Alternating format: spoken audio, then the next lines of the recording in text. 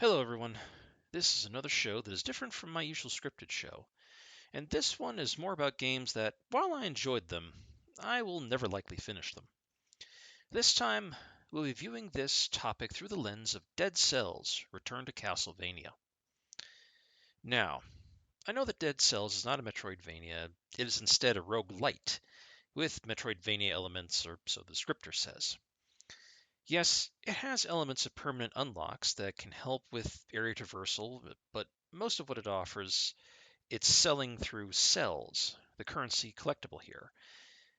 But you need to use those to buy new weapons, abilities, secondary spells, gear, and like all of that, and that will be randomly dispersed to the character upon each run. The real meat of the game is dying over and over, and each run being different, with the areas rearranging themselves, enemy placement changing, and weapons and skill upgrades being sprinkled around like fairy dust throughout the adventure. And yes, the game has bosses every so often, but they don't stay defeated.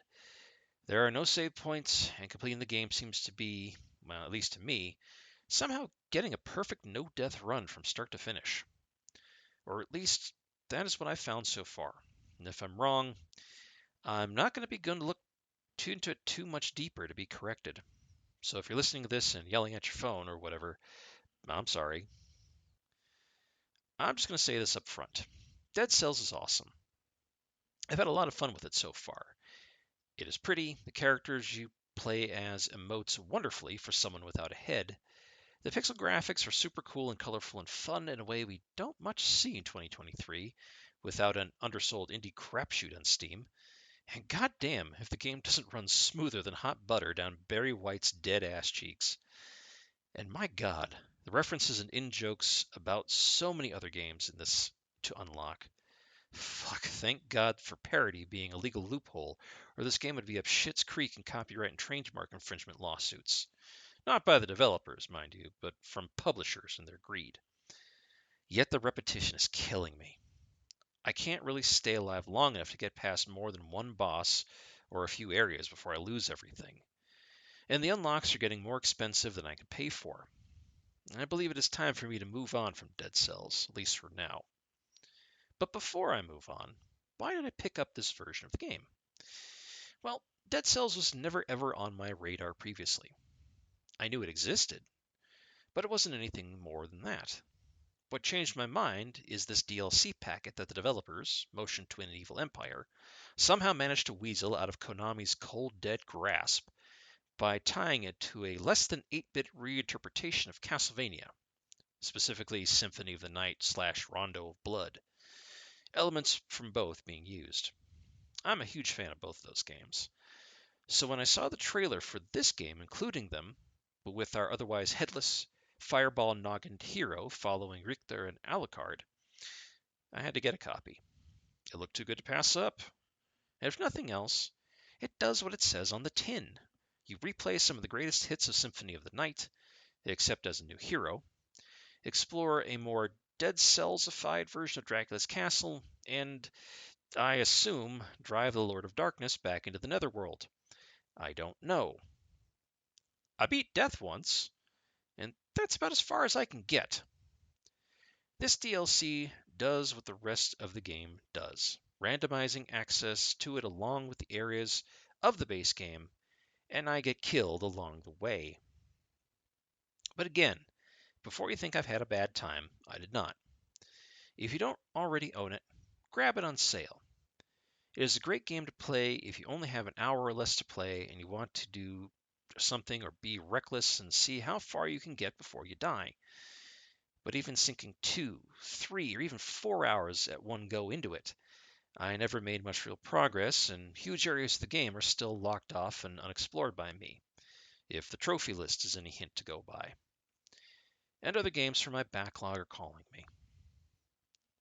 But I think this speaks to the larger game backlog I think so many of us have, not just those of us who talk about games on our little shows across cyberspace. While many of us do complete the games we buy, so many more get left in the dust, or never played if you're on a Steam sale. If you look at the completion rates for most games, they are abysmal. For all the money we drop on these bits of entertainment property, you would think we would complete more of them to get our money's worth. But do we really? What must developers think when they see the stats on their games and how few times they are genuinely completed? With all their years of hard work basically going unseen. I mean, yeah, life gets in the way as it so often does. Or the game you thought you would like doesn't vibe with you, so you abandon it. Or time runs out and life changes, make finishing the game impossible, or you just put it aside and forgot to come back to it for months and have to start over.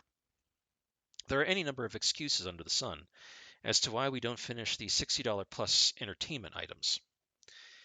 However, do we really need to finish games to enjoy them?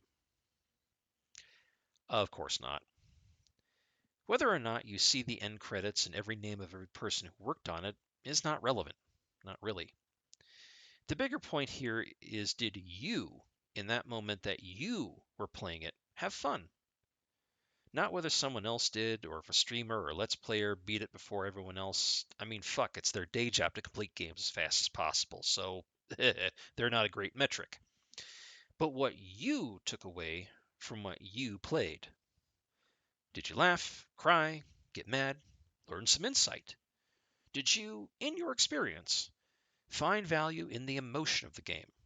Whatever way you wish to qualify this term as. There are plenty of games I never finished, but I had a great time with. Others, well, I may have finished them, but I thought it sucked and I wasted my time. I've definitely talked about those on my regular show to the chagrin of others. Or I never finished because I thought they were total shit. GTA 5 would be a very recent example, and so would the latest Saints Row, both of which got an hour of my life, and I couldn't scrape them off my shoe fast enough. Sometimes you just don't vibe with a game, regardless of the greater community's opinion of it. And I'm not sure some games are ever meant to be completed. Sure, this isn't the early arcade days where games went on until they broke, provided you pumped enough quarters into them. And the very concept of roguelikes and roguelites means they can be endless, if that is the way things go for you. Sure, they have a story that can be finished, and they have an endpoint, because all things need to have an endpoint. But should we really be aiming for that? Should we just have some fun with those endless runner games and say, hey, it was an experience? The same way we can say oatmeal is certainly a food, or that bland, quote unquote, faith friendly movies are certainly pieces of film. So, what will happen to Dead Cells Return to Castlevania? For now, it will go into my backlog. I'll get back to it sometime, but it's also a game with no deeper connection for me than what it was. It was an experiment, a good piece of media that others connected to, but I'm ready to be done here for a little while. Again, it's not like it's going to go to the game shop to get rid of. I'll be back to it. But there is only so much lack of progress one can make before one decides to do other things with their time. Like write a script about their thoughts on a game that they will likely never finish. Huh, go figure. Well, anyway, thank you all for listening.